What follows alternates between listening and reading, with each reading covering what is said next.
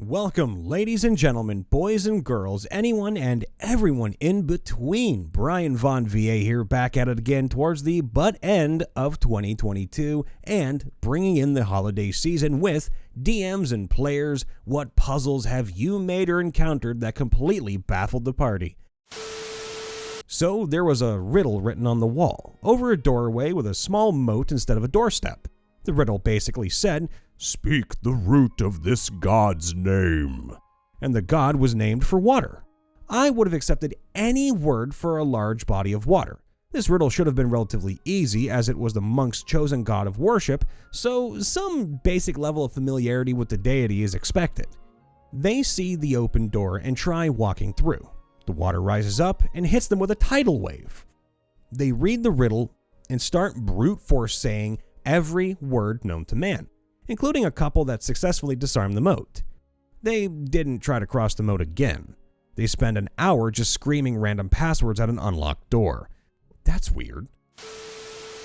Our DM gave us a locked metal door with symbols written in different languages. Two of us could read some symbols, but not the rest. It wasn't until we discovered the door was rigged with very deadly magic if we messed it up, enough to kill a raging Goliath demigod, that we went deeper into the dungeon and found the answer. Good move. I put a fallen tree in their path in the forest. They tried any number of things. The creation bard even summoned a giant wedge and caused it to fall, hoping it would work as an axe, which he said wedge. I got excited thinking he was on the right track. Eventually, the artificer gave everyone flight, but even that was a big debacle, and they couldn't coordinate their movement well. That log probably burned half an hour to 45 minutes of session time. My intended solution was to make a ramp. I have often flummoxed my players. That's a word we haven't heard in a while, flummoxed. Flummoxed my players with the simplest of puzzles. It got so bad that I started describing puzzles and just having my players who were playing high-end characters roll to see how long it took them to figure it out. One such puzzle was the pillar puzzle I put together.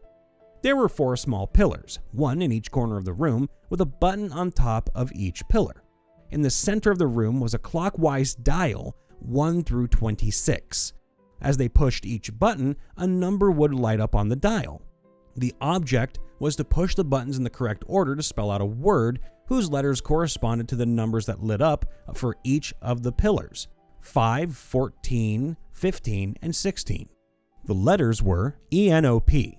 When the buttons on the pillars were pushed in the correct order, 15, 16, 3, 14, wait a minute, don't you mean 5? Because it says 5 up there, you lied already. The doorway would open.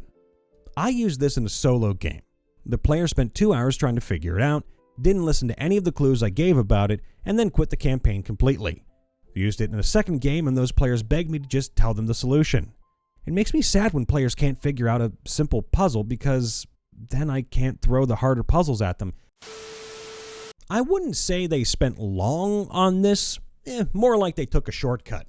The players were going through a sewer dungeon and the door leading forward was locked. The original plan was to have the players go through the rest of the dungeon, fighting undead, and find the key one of the zombies had on them. Instead, they took a bomb they found in one of the chests and exploded the way open. Right after that, they were supposed to have a boss fight, but instead the cleric and druid did a combined intimidation check, rolled a nat 20, and the boss let them through without any problems. I mean, that's a clever way of actually solving a problem without solving the problem. What was supposed to be a dungeon full of clever traps and puzzles quickly became one full of just simple traps after the party took too long to open the door. The door was made of wood reinforced with iron bands, enchanted, had no handle, and had a line of runes along its edge. The wizard cast Detect Magic, transmutation magic on the door. They made an Arcana check on the runes to reveal the riddle. A light touch can lift the heaviest of weights. The solution was to gently lift the heavy-looking door. I wish we could put the Benny Hill theme in for this one, but cue the party spending 20 minutes trying to push the door open with strength rolls and trying to slam it open before cutting into the runes to break the spell, only to go back to pushing the door. Eventually, they tried to lift the door up, which worked because, well, the spell was broken. I was running a tournament, and in one round the party was dropped into a maze. It was a simple grid maze, 3x6. There was a riddle on each door they would have to solve to get to each new room. Or they could pick the lock or bash through the door with varying DCs. Broken doors could not be closed.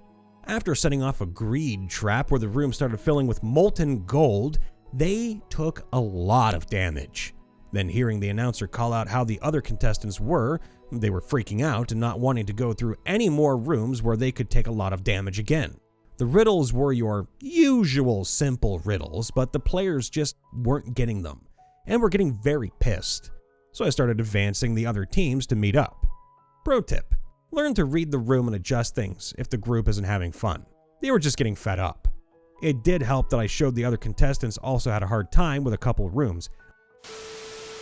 My favorite situation was my first ever group getting stuck on a simple puzzle for about an hour.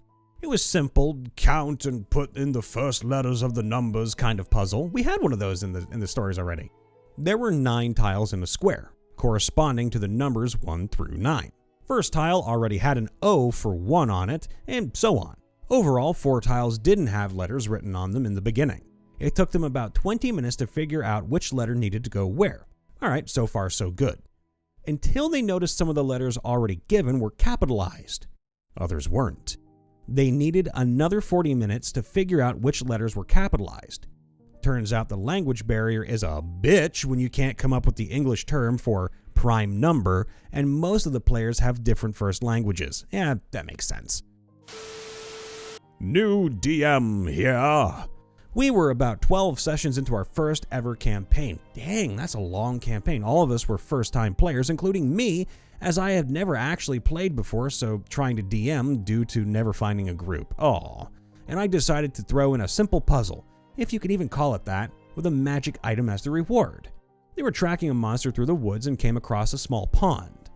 I think like maybe 100 feet across or something close to that, which had a belt of dwarven kind floating just above the water. I made sure to say something seemed off about the water and asked for perception checks. I think half of them passed, revealing that the water was slightly tinted white and was giving off a strange smell. One of them passed high enough to determine that there was something magical about the water. This water was basically sleepy time. Anyone that got within 5 feet of the pond would have to make a DC 12 con save, DC 16 if they actually touched the water, or fall asleep for 10 minutes. I now realize how powerful that could be in the hands of the players and didn't think about them trying to collect it when I was making this puzzle. Uh-oh, do you hear that? Someone's breaking in. The script guy would like to make a comment. This is also incredibly deadly if the players fall asleep into the water and have a low con score. When you're asleep or unconscious, you can't hold your breath, and you only get a number of rounds equal to your con modifier before you drop to 0 HP and start drowning. You can TPK a level 20 party with a paralyzing poison if they fail the con save over water. Back to the story. They all rolled incredibly low on Arcana to try and determine what it would do to them, and the sorcerer's next instinct was to just jump into the water. Thankfully, the ranger talked her down from that idea, but she still tried to stick her foot in it, and thankfully rolled really high on her con saves to remain awake. The wizard then rolled a nat 1 save when he walked over to try and investigate it further, and promptly fell asleep. They then managed to get the wizard away from the bank and then proceeded to try and use Firebolt to push the belt across to the opposite side, which wasn't something I thought of when making it, but was plenty happy to let it happen. And just say that they had to cast a lot of Firebolts to push it that far. However, as soon as they saw that it didn't move very far, they immediately gave up on that plan. They then spent roughly 5 or 10 minutes to try and come up with a different plan before asking if they could shoot an arrow with a rope attached to it through the belt and drag it in, which actually ended up working. Pretty clever. TLDR. Party encountered sleepy time water, rolled poorly to inspect it, wizard took a nap, and the party spent a long time trying to formulate overcomplicated plans to retrieve a magic belt. I mean, I like the arrow idea, that was pretty clever. My first campaign. I had a long hallway of traps that had various ways to get around them, without relying on rolls. At the very end, I had this huge door. I spent a solid minute describing this thing and how it was carved, and I made specific mention that the door was very clean. They used detect magic, they tried to push it, they looked for hidden switches, they spent like 10 minutes trying to figure out what to do with this door. All they had to do was knock. But you said it was magical.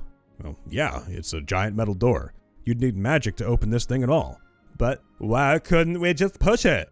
It's a giant metal door. None of you were strong enough.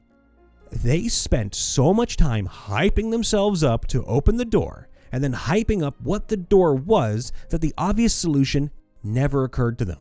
I just had my DM PC get frustrated at how long this was taking. Yeah, he was a brute. This was totally in character for him, and punched the door, which qualified. Hey everyone, Brian Von VA checking in after the vid. Make sure to leave a like, subscribe, ring that bell, and of course, please leave a comment. I want to hear a lot more about these puzzles. I need more puzzles in my life. Puzzle time, please. I'll take one puzzle. It's puzzle o'clock. You know, I'm ready for puzzles. So if you have a puzzle you'd like to share, please put it in the comments down below. And if you have a riddle you'd like to just leave for me in there, I mean, I'd appreciate it. I'd give you a cookie for it. You know, I mean, kind of cool. Brian Von VA, by the way, if you want to come say hi over on my Twitch, I'm trying to get to 1,000 followers over there before the year's end. I am at 815. So maybe all of you could help make it happen. All it takes is just a couple seconds. Come over and say hi, and, well, you get to talk to me, your favorite narrator from this side of Ohio. That said, make sure to stay bundled up today. Make sure to stay healthy, as happy, as best as you possibly can. Take vitamin C, take vitamin D, anything you can to make sure that you are doing as good as you can, physically and mentally. I know it's going to be a long road ahead, but 2023 is right around the corner. So I want all of you, each and every one of you, boys, girls, ladies, gentlemen, anyone and everyone in between, to know that you're loved, valued, and that there's a future waiting for you. And we're all going to see it together in 2023. Just a couple more videos until the very end of the year, folks. I love you all. Please be safe, be happy, and I'll see you next time.